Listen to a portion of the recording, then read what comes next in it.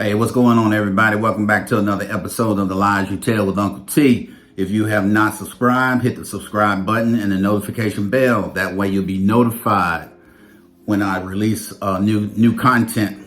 And all subscribers, thank you for all your support. And like I said, we're coming back at you. We're coming back at you with another episode of the Lesbian Partner Violence Fact Sheet. And this is going to pretty much sum it up that I wanted to do for domestic violence, but I had got ill, got sick, and then I had to work a lot of crazy overtime hours because we were short of help. And I wanted to get this out because this was really good information. And it was a young lady who was a National Violence Against Women Prevention Research Center. It was a young lady doctored by Susanna Rose. She has some real good information that I like to share with you. Now, there were some questions that were asked, that people will say, is the LGBTQ community, are they just as violent as heterosexual or married straight couples? We already made that known. They are just as violent or even more abusive, just as straight couples. All right. And this is information people want to know. It's like, wow, I never knew that because I never thought about it. Because every time you see gay couples, everybody's happy, everybody having fun, because you see this on television, on these reality networks. You don't never really see anything like that. But we found out that, hey, they have just the same issues as straight people have. They got them too. Okay. And one of the questions that was asked is, what is lesbian partner violence? Okay. And it is defined as physical, sexual, psychological abuse. And studies have found physical violence is the most prevalent. And it says, how common is lesbian partner violence? It says 17 to 45% of lesbians have reported been the victim of at least one act of physical violence perpetrated by a lesbian partner.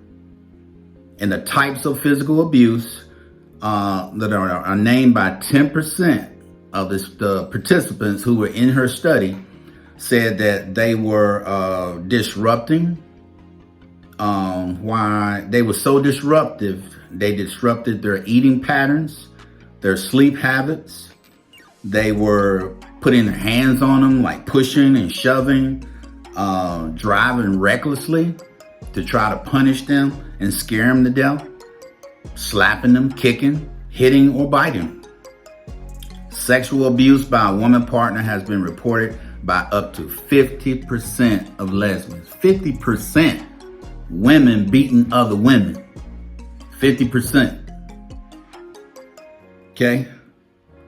And the next question that was asked in the research is, why would a lesbian batter another woman? And I always thought about that, since women were so in touch with their feelings and their emotions, and women know what other women go through.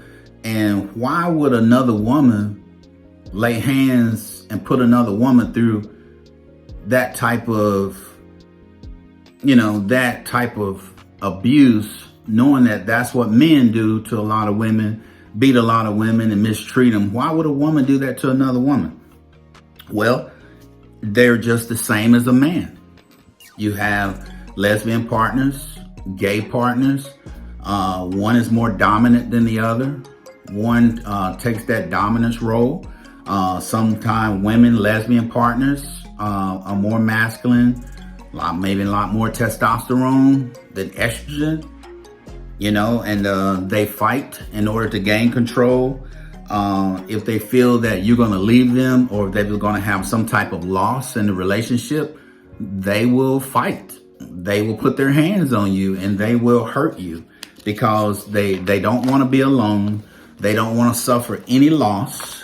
And the only way to control you so that you don't leave is to beat you. Okay? And most of the women who do this, the studies have found out that most of them grew up witnessed their mothers being abused by stepfathers, boyfriends, just being beaten by people in the household, and actually growing up seeing it. So they mimic this same behavior. Okay. That's why a lot of times people who grow up in foster care and things like this, they grow up in these atmospheres and see all this abuse and all these other things like that. And they grow up to be those same type of adults that come out of the system. They don't know why they do what they do, but they mimic what they've seen all their life. One of the other questions was, how is a lesbian partner violence different from heterosexual partner violence? We've already established that they're about the same. The numbers show that they're about the same, even though we don't hear about it a lot, but the numbers are being reported. People are, lesbian partners are saying, hey, I'm tired of it. I've been involved in an abusive relationship. She will not leave me alone. She's been stalking me. She hurts me and the kids. My kids are terrified. And they take these statistics and come to find out that the numbers are about the same.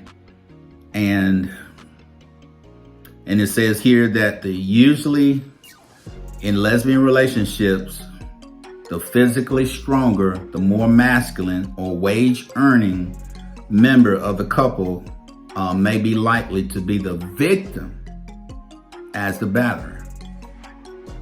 I found that very interesting, that the one who's making the money, the one who may be physically and more masculine, and they're the one who makes the money, the one who is the opposite is jumping on the one who's more masculine.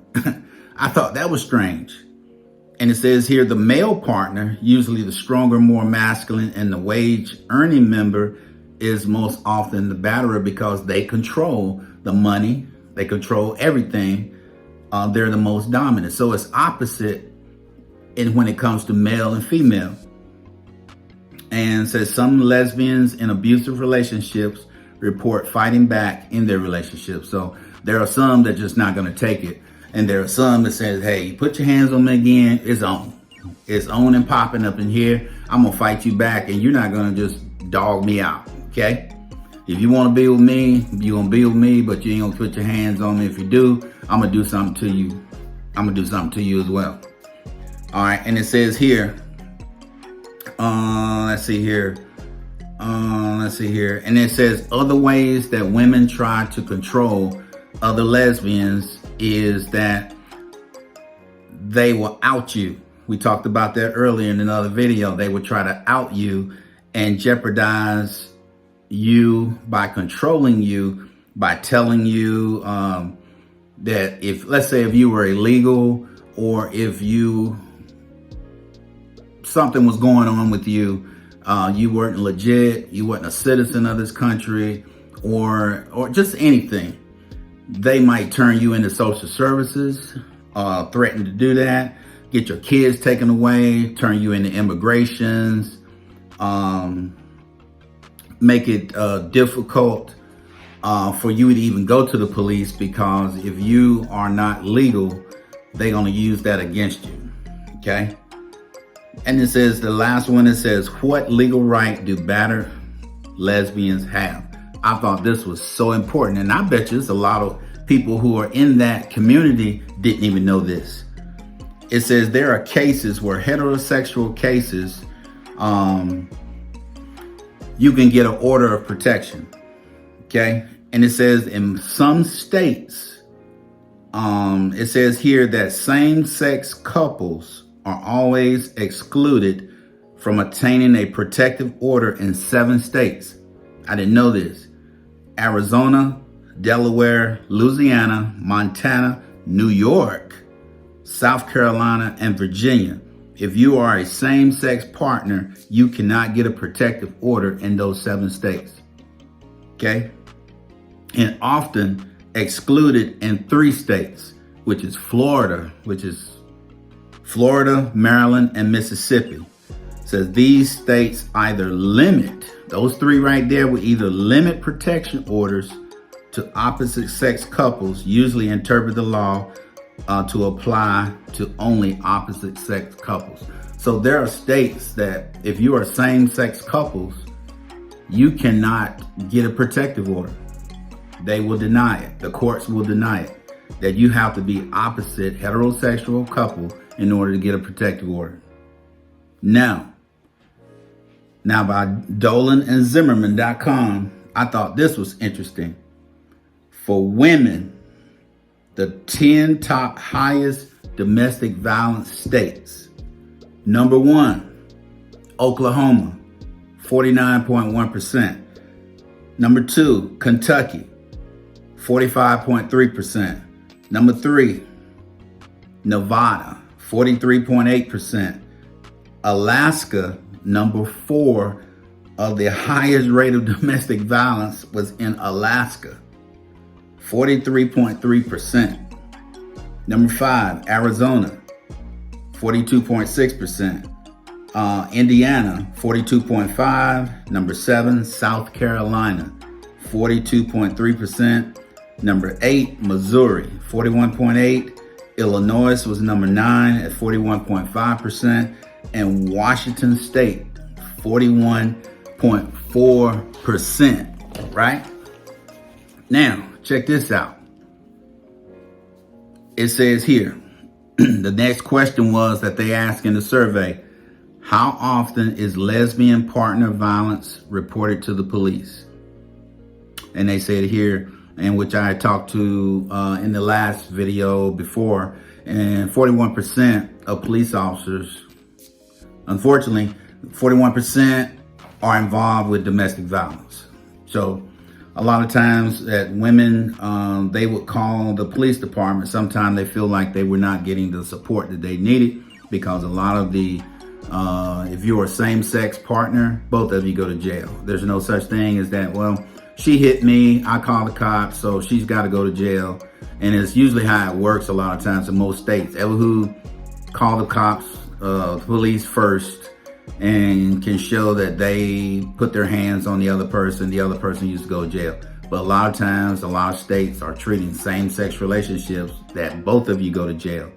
So they let the judge figure it out. Okay? And let's see here. And it says here, for as when the men, our gay men, you also have a top 10 most violent domestic violence states for men. Oklahoma, 40.7%. Idaho, way in Idaho, people are out there fighting in Idaho, 38.2%. Tennessee, 36.8%. West Virginia, wow, 36.3%. Oregon, 36.2%. Kentucky, 35.5%. New Hampshire, 35.4%. Missouri, 35.2%. Louisiana, wow, 35.2%. And Texas, coming number 10, 34.9% of domestic violence. These are the states where men, gay men, are being victims. So, now, since we looked at the highest, what are the lowest states that have domestic violence, right? Women, the lowest domestic violence states, number 1, South Dakota. There's nothing in South Dakota. Most of South Dakota is mostly Native American, 27.8%. Number 2, North Dakota. Actually, let me say it's the lowest to the highest. It's the way I got it. So the lowest is South Dakota, 27.8. The next one is North Dakota, which is 29.7. New York, 31.7. Rhode Island, 32.6. Idaho is 33%. Utah is 33.6%. Virginia, 33.6%. Nebraska is the 33.7%.